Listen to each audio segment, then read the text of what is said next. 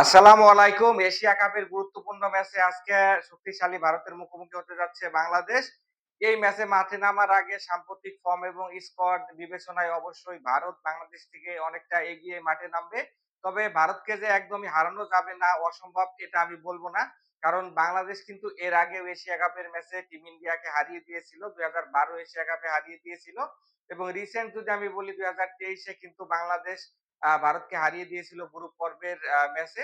যদিও ওইটা কিন্তু ৫০ ওভারের একটা ফরম্যাট ছিল।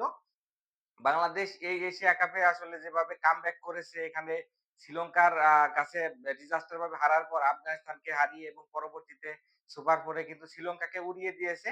এজন্য বাংলাদেশের কাছ থেকে আমরা ভালো একটা ফাইট আজকে আসলে দেখতে চাইবো। ভারত কিন্তু বিপরীতে অসাধারণ ফর্মে আছে এবং এই টুর্নামেন্ট জয়ের অন্যতম দাবিদারও তারা। তারা কিন্তু প্রত্যেকটা ম্যাচেই ডমিনেট করে খেলেছে। তো আজকেও কিন্তু তারা ওইভাবে খেলতে চাইবে। বাংলাদেশের আমি বলব যে এই ম্যাচে একটা চেঞ্জ হয়তোবা হবে। তানজিম সাকিবের ইনক্লুশন ঘটবে শরীফুলের জায়গায়। শরীফুল কিন্তু গত ম্যাচটাতে অনেক রান কনসিড করেছে, ১২ র উপর রান দিয়েছিল। এজন্য তানজিম সাকিবকে কিন্তু আজকে ফেরানো হবে। তানজিম সাকিবের কিন্তু অভিষেক শর্মার বিরুদ্ধে খুব ভালো রেকর্ড রয়েছে। ২ টা ম্যাচ তার আ ব্যাটের বিরুদ্ধে বল করেছেন তানজিম সাকিব এবং ২ টাতে কিন্তু তার উইকেট তুলে নিয়েছেন। ৭ বলে ৮ রান দিয়েছেন এবং ২ বারই কিন্তু ফিরিয়ে দিয়েছেন তাকে। এইজন্য আমার কাছে মনে হয় এই ম্যাচ আপটা খুবই জরুরি। কারণ অভিষেক শর্মা কিন্তু ভারতের one of the best batsman এবং তিনি কিন্তু ডমিনেট করে খেলতে পছন্দ করেন। ১০ বলে ৩০, ১৫ বলে ৩৫ এমন রান কিন্তু প্রত্যেকটা ম্যাচে করেছে অভিষেক শর্মা। এখন দেখা যাক তানজিম সাকিব কি তার বিরুদ্ধে আবার সফল হতে পারেন কিনা। ভারতের কিন্তু আমি বলব যে ৯ নম্বর পর্যন্ত কিন্তু ব্যাটসম্যান রয়েছে। অক্ষর প্যাটেল কিন্তু জেনুইন একজন ব্যাটসম্যান। তিনি কিন্তু নাম্বার ৯ এ ব্যাটিং করেন।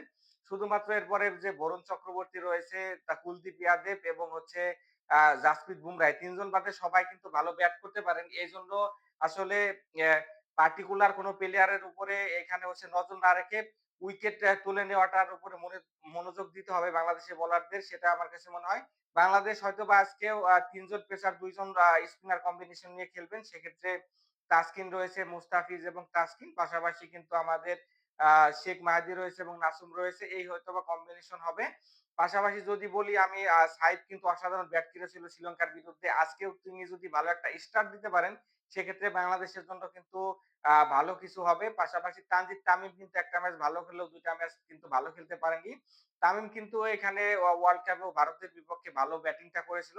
তার সেরাটা কিন্তু আজকে অবশ্যই দিতে হবে। লিটন কুমার দাসের যদিও ইনজুরি কনসার্ন রয়েছে, তারপরও মনে করব যে গুরুত্বপূর্ণ ম্যাচে তিনি খেলবেন এবং ভাইটাল রোল প্লে করবেন। একই সাথে কিন্তু তাহিদ হৃদয় অসাধারণ ব্যাটিং করেছিল শ্রীলঙ্কার বিপক্ষে। তো আজকে কোয়ালিটি স্পিনার যখন ফেস করবেন আপনি, এখানে হচ্ছে কুলদীপ যাদব, অক্ষর প্যাটেল এবং বরুণ চক্রবর্তী। তো এই ৩ জন বোলারকে কিভাবে বাংলাদেশের ব্যাটসম্যানরা ফেস করেন মিডল ওভারে, তার উপরেই কিন্তু আমার কাছে মনে হয় যে এই ম্যাচের অনেকটা নির্ভর করতেছে। জাকের আলী, শামীম পাটোয়ারি যারা রয়েছে ফিনিশিং এর ভূমিকায়, তাদেরও কিন্তু অপরচুনিটি অবশ্যই আসবে আজকের ম্যাচে এবং সেরাটা নিংড়ে দিতে হবে। ভারতের এই বললাম যে শক্তিশালী ব্যাটিং কিন্তু রয়েছে। তবে বোলিং এ মনে হয় যে পেস বোলিং এর জায়গায় কিছুটা ঘাটতি রয়েছে। যদিও জাসপ্রীত বুমরাহর মতো একজন বিশ্বসেরা বোলার রয়েছে। বুমরাহ কিন্তু গত ম্যাচটাতে অনেক রান কনসিড করেন, ১০ এর উপরে রান দেন। তবে বুমরাহর সাথে কিন্তু হার্দিক পান্ডিয়া রয়েছেন। তিনিও রেগুলার ভিত্তিতে উইকেট তুলে নেন। তবে হার্দিক পান্ডিয়া কিন্তু জেনুইন বোলার না। এখানে দুবে রয়েছে। পান্ডিয়াকে যদি টার্গেট করে বাংলাদেশের ব্যাটসম্যানরা, তাহলে মনে হয় যে দুবে রয়েছে সাথে, এই ২ জনকে টার্গেট করলে আমার কাছে মনে হয় যে বাংলাদেশ ভালো বেনিফিট পেতে পারে।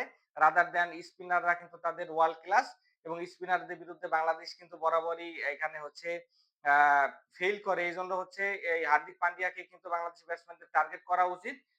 ভারতের ব্যাটসম্যান কিন্তু বললাম যে ৯ নম্বর পর্যন্ত কিন্তু তাদের ব্যাটিং রয়েছে। অভিষেক শর্মা, শুভমান গিল রয়েছে ওপেনিং এ। পাশাপাশি সূর্যা কুমার যাদব রয়েছে, তিলক বর্মা রয়েছে, সানজু স্যামসন রয়েছে, হার্দিক পান্ডিয়া। মানে প্রত্যেকটাই কিন্তু যেকোনো বোলিং অ্যাটাককে গুড়িয়ে দেওয়ার জন্য যথেষ্ট। এজন্য বাংলাদেশের অবশ্যই এই ম্যাচে জিততে হলে নিয়মিত বিরতিতে উইকেট তুলে নিতে হবে এবং যেটা বললাম যে হাফ চান্সকে অবশ্যই ফুল চান্সে পরিণত করতে হবে। না হলে কিন্তু ভারতকে হারানো বাংলাদেশের জন্য সো ডিফিকাল্ট হয়ে যাবে। সকলেই ভালো থাকবেন। দেখা হচ্ছে নেক্সট ভিডিওতে। আল্লাহ হাফেজ।